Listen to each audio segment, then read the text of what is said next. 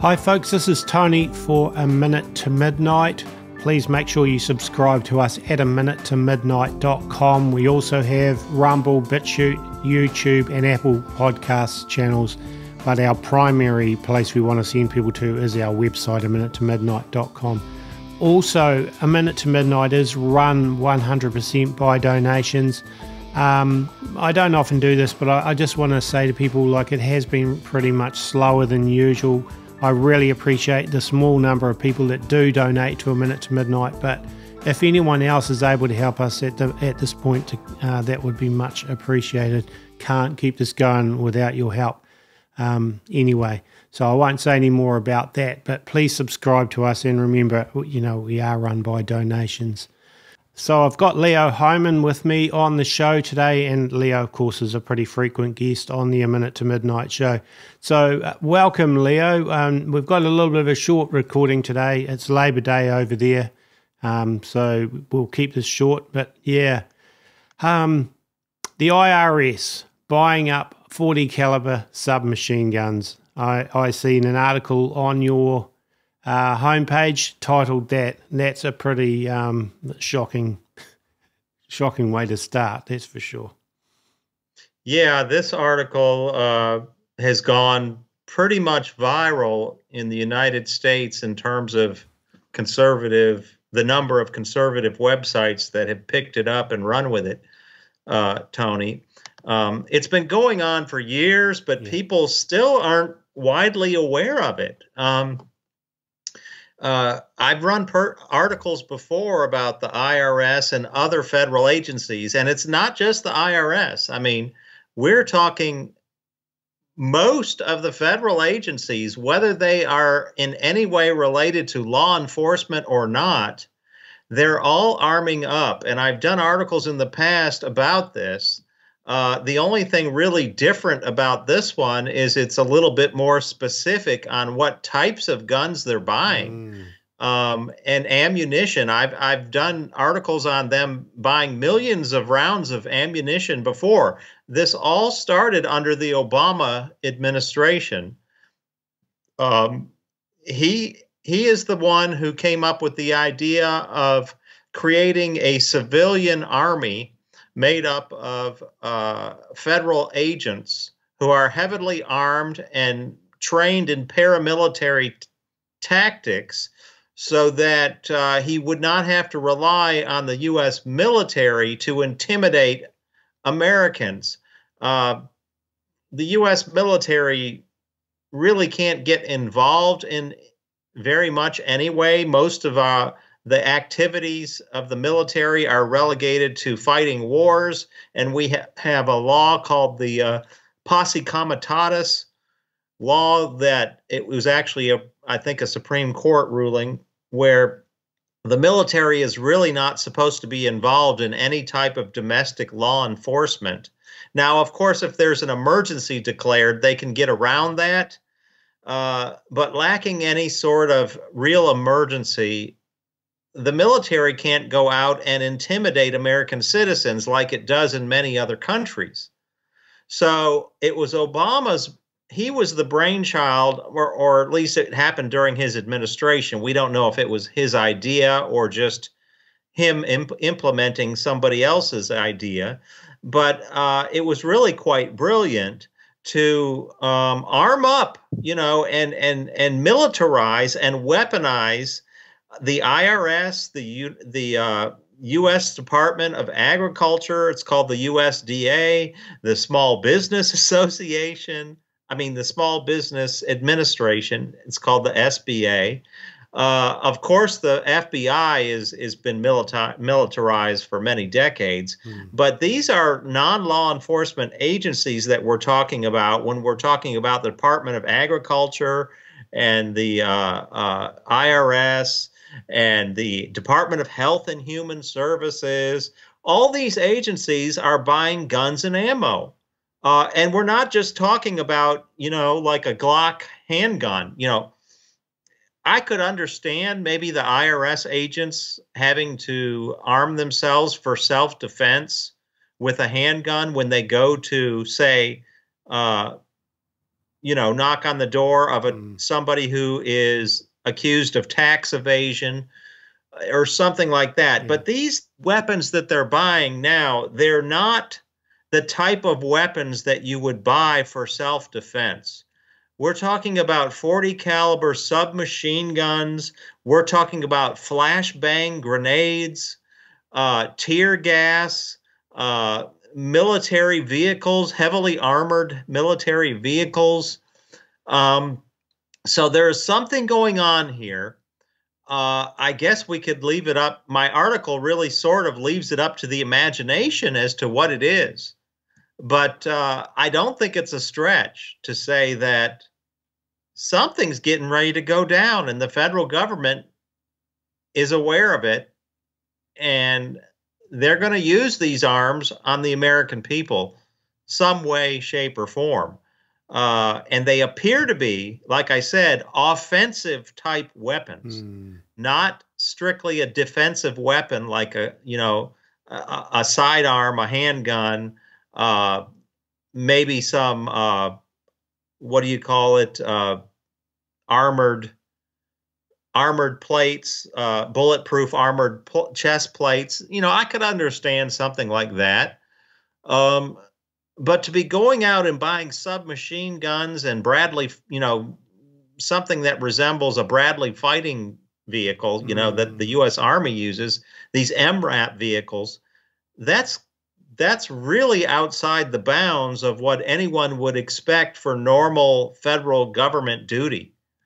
So I am hoping that this article wakes people up and gets them prepared for that knock on the door, because we do have the right to arm ourselves in this country, unlike New Zealand or Australia or most countries in what I call the formerly free world. So, this is really provocative, very provocative for the government to be doing this. And I think Americans should be prepared for a SWAT team to show up at their house and to intimidate them, if not kill them. Because this comes at the backdrop behind the timing of this article. We've had many FBI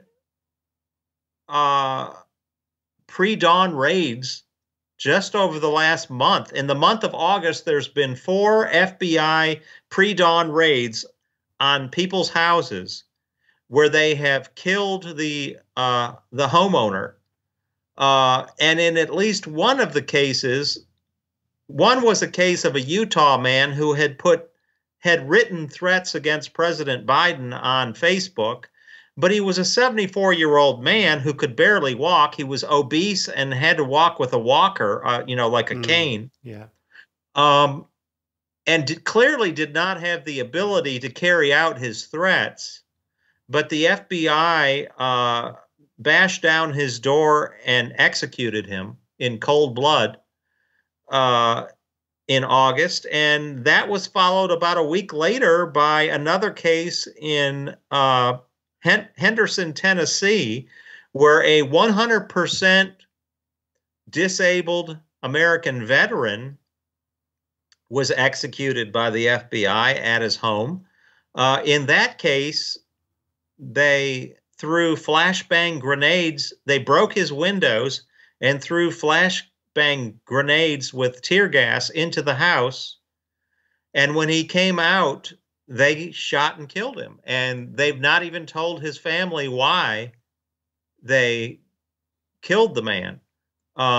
They're still waiting for answers. So we've also had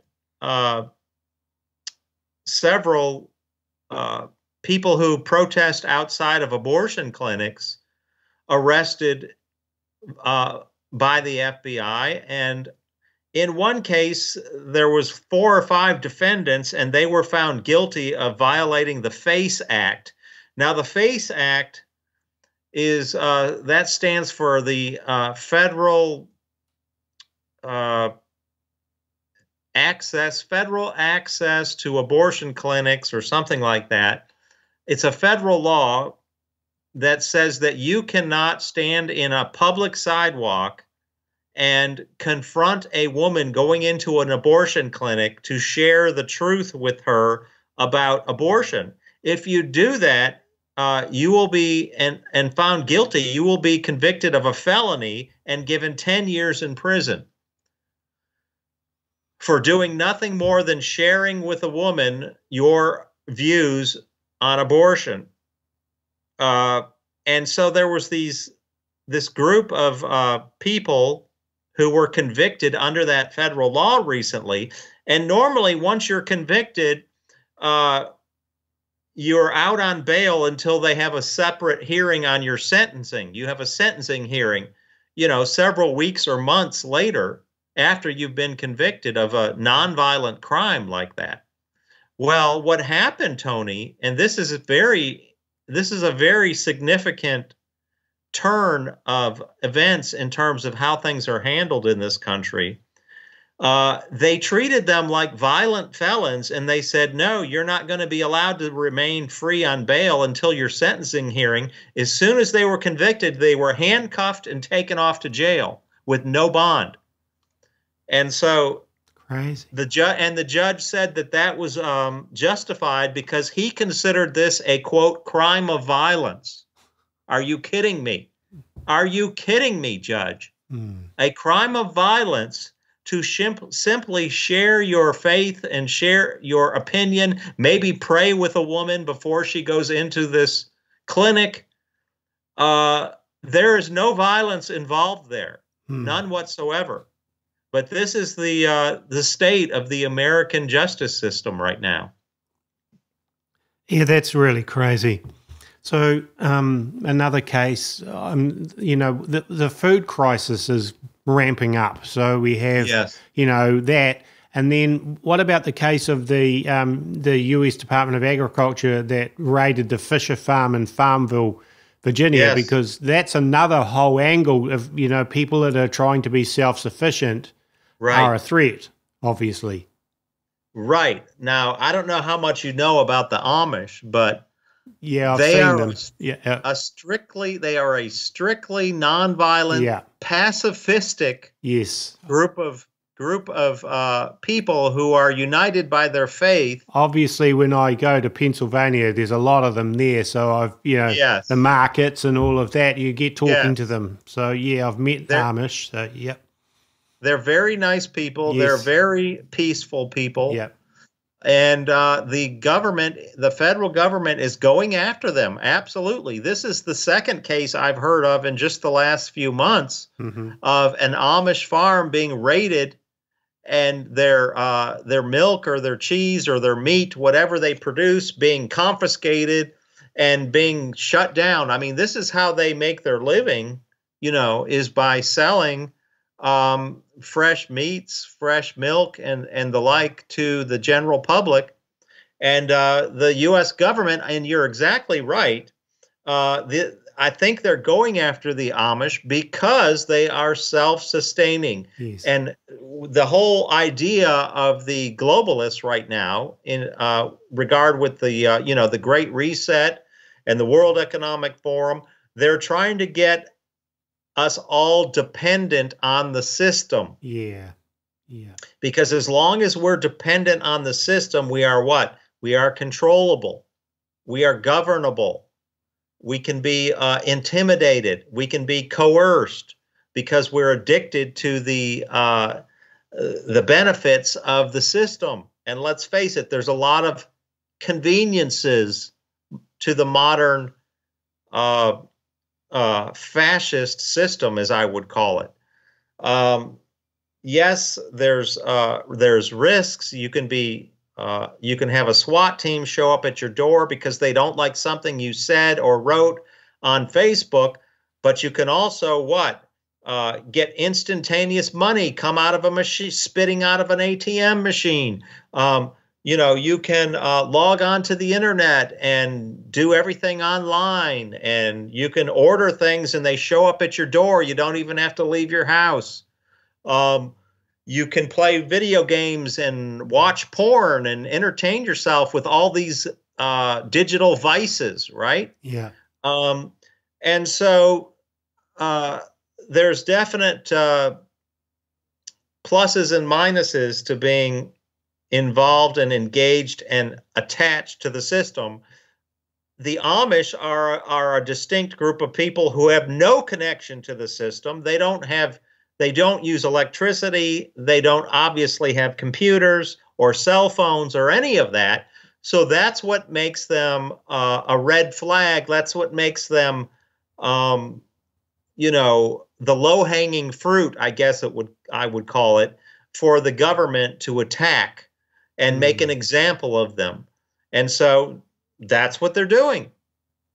Yeah, so I mean, you mentioned they don't have electricity. Just for people that do maybe don't understand, they may run their own diesel generators to generate their own electricity, but they're completely away from the grid. So they're not dependent on the government or the local power company, whatever. They're independent. So I'm looking at things like Taco Bell and or a lot of other places looking at soon going completely cashless and digital. Yep. Well, people like the Amish aren't going to be affected by that.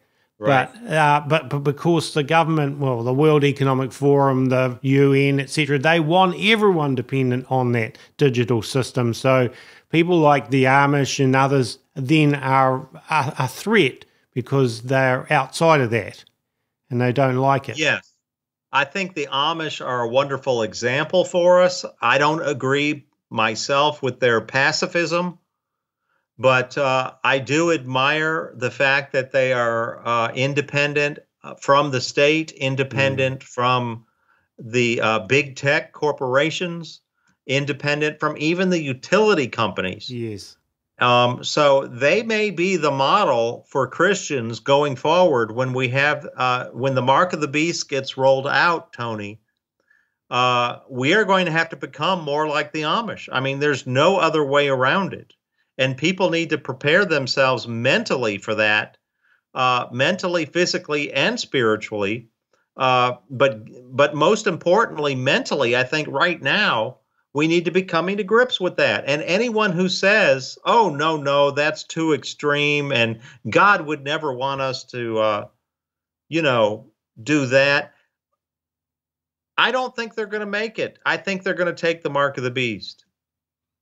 Yeah, well, that's right. I think you look at the events of the last few years when they rolled out all sorts of things, which I won't go into today, but we know what we're talking about with the CV, and the majority of people, including Christians and even ones that you thought never would, all went along with all the recommendations and basically followed in lockstep with what they had deemed, officially important and mandated. And of course, we got that rolling around again.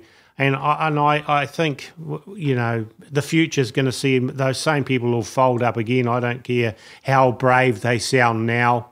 If they roll out a big enough threat, the majority will just roll over again. I agree.